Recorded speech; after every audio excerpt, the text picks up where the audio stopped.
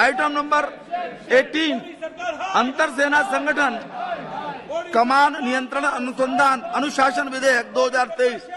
माननीय मंत्री जी। सभापति महोदय, हमारे साथ ठीक सामने यहाँ पर शोर शराबा हो रहा है। यदि आपकी इजाजत हो तो मैं पीछे जाकर प्लीज सर, प्लीज। ऐसी स्थिति में मेरे द्वारा विचार करना यह संभव नहीं है सभापति महोदय। मैं आपकी इजाजत चाहता हूँ। ऐसी स्थिति में मैं यहाँ से नहीं बोल सकता, इसलिए आपकी मैं परमिशन चाहता हूँ ताकि मैं पीछे जाकर अपने विचार। जी। Thank you.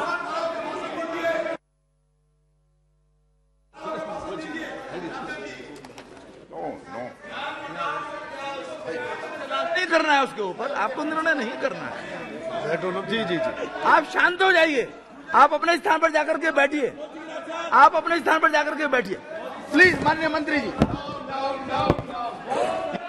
स्थिति नहीं है, ये अच्छी स्थिति नहीं है कि हंगामे के कारण माननीय मंत्री जी को किसी अन्य सीट से अपनी बात कहनी पड़ रही है। ये अच्छी बात नहीं है। ये प्लीज अपने स्थान पर जाइए, शांति रखिए।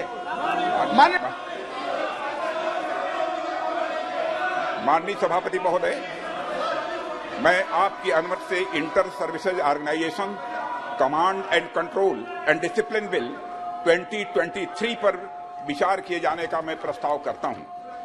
इसी के साथ ही माननीय सभापति महोदय, मैं अपने कुछ विचार भी इस संबंध में व्यक्त करना चाहता हूं कि हमारे प्रधानमंत्री श्री नरेंद्र मोदी जी के नेतृत्व में सरकार लगातार नए रिफॉर्म्स के माध्यम से राष्ट्र को सशक्त बनाने की कोशिश कर रही है और सारा देश जानता है कि पिछले कुछ वर्षों में सरकार ने लगभग हर क्षेत्र में नई पहलें की हैं।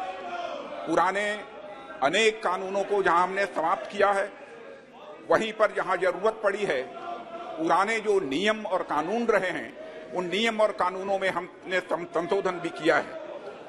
लोकसभा में पेश किया गया inter services organisation command and control and discipline bill 2023 भी उसी कड़ी में यह बहुत ही इंपॉर्टेंट बिल है।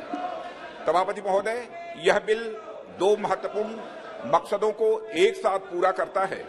यह हमारी आर्म्ड फोर्सेस के तीनों अंगों के बीच इंटीग्रेशन तथा ज्वाइंटनेस की दिशा में बढ़ाया गया एक बहुत ही महत्वपूर्ण कदम है, जिससे वे भविष्य की चुनौतियों का एकजुट और एकीकृत तरीके से मुकाबला कर सकें। यह एक ऐसा वातावरण बनाने में निश्चित रूप से हमारी यह मदद करेगा जो हमारे इंटर सर्विसेज ऑर्गेनाइजेशंस में अनुशासन को मजबूत करेगा। मैं इन दोनों महत्वपूर्ण पहलुओं पर माननीय सदस्यों का ध्यान आकर्षित करना चाहूंगा। सभापति महोदय, यह सर्वविदित है, अनुशासन यह सेना की आत्मा होती है।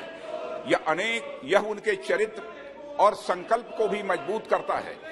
यह आत्मविश्वास को बढ़ावा देने के साथ साथ एक यूनिट या इस्टेब्लिशमेंट के सैनिकों को एकजुट करने में भी मदद करता है।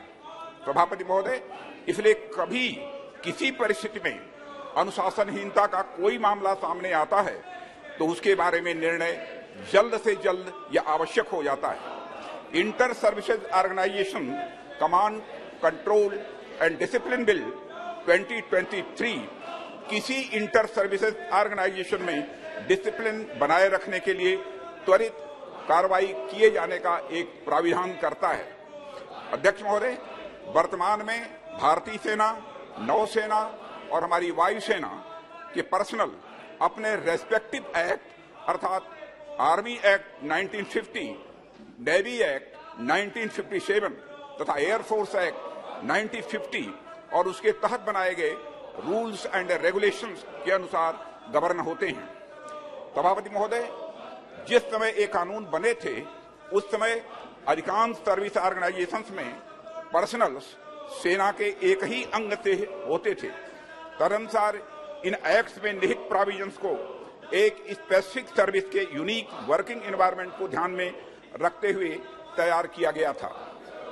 परिणाम स्वरूप इन एक्ट्स के तहत कमांडर इन चीफ या ऑफिसर इन कमांड अपनी डिसिप्लिनरी और एडमिनिस्ट्रेटिव पावर्स का प्रयोग अपनी ही सर्विस के पर्सनल पर कर सकते हैं।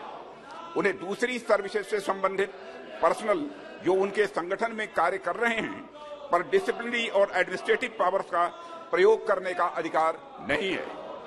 सभापति महोदय, इन प्रोविजंस के कारण एक विशेष स्थिति तब उत्पन्न होती है जब विभिन्न सर्विसेज के पर्सनल किसी इंसिडेंट में इन्वॉल्व होते हैं और उन पर डिसिप्लिनरी और एडमिनिस्ट्रेटिव एक्शन के लिए इंटर सर्विसेज ऑर्गेनाइजेशंस में कार्यरत पर्सनल को उनके पेरेंट सर्विस यूनिट्स में वापस भेजने की आवश्यकता पड़ जाती है।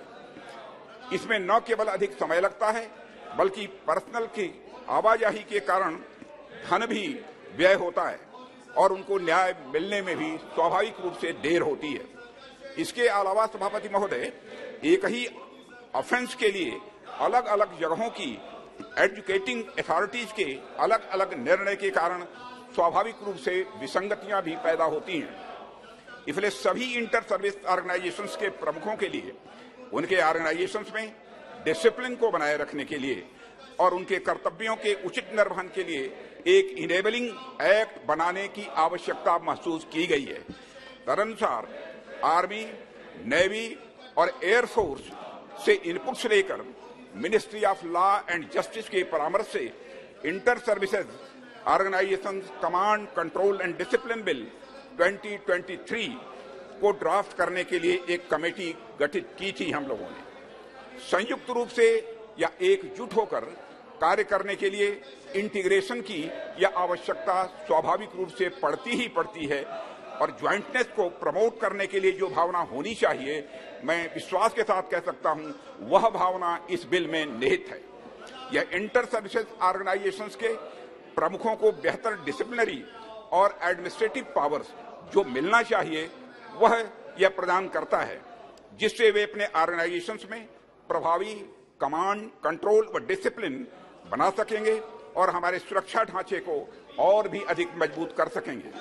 अध्यक्ष महोदय, मैं इस सदन को आश्वस्त करना चाहता हूं, सैन्य सुधारों की दिशा में यह बिल एक महत्वपूर्ण पड़ाव है और इस बिल में कोई अतिरिक्त वित्तीय प्रभाव नहीं पड़ने वाला है, यह भी इस सदन को मैं सूचित करना चाहता हूं।